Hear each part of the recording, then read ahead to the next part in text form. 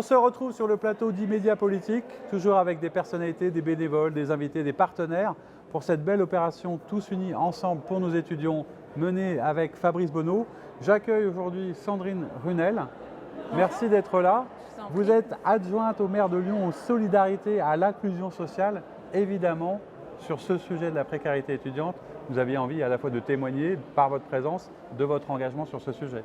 Tout à fait, j'étais déjà présente lorsque Fabrice Bonneau avait mis en place le kiosque des chefs solidaires. C'était déjà une merveilleuse initiative à destination d'une association caritative pour le foyer Notre-Dame des Sans-Abri et les personnes hébergées et accompagnées.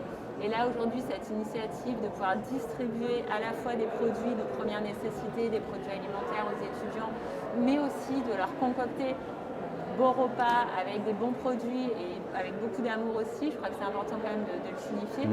C'était pour nous important en tout cas que la ville puisse témoigner à la fois de la reconnaissance de ce que font l'ensemble des partenaires, des bénévoles, bien sûr du chef Bonneau, mais aussi de ses collègues chefs.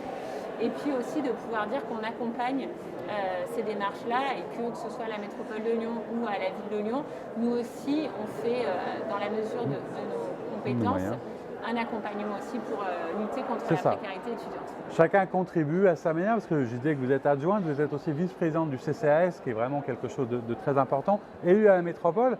Et d'ailleurs, vous l'évoquiez à l'instant, la métropole se penche sur les sujets. Il y a régulièrement des délibérations, des mesures qui sont prises dans ce cadre-là. Il y a eu lundi, pas plus tard que lundi, le vote d'une subvention exceptionnelle donc à la commune pour notamment lutter contre la précarité numérique des étudiants, pour les accompagner sur la mise à disposition notamment de matériel, et puis également sur un soutien psychologique et précédemment une annonce sur des tarifs réduits pour les transports en commun avec un tarif solidaire pour les étudiants boursiers.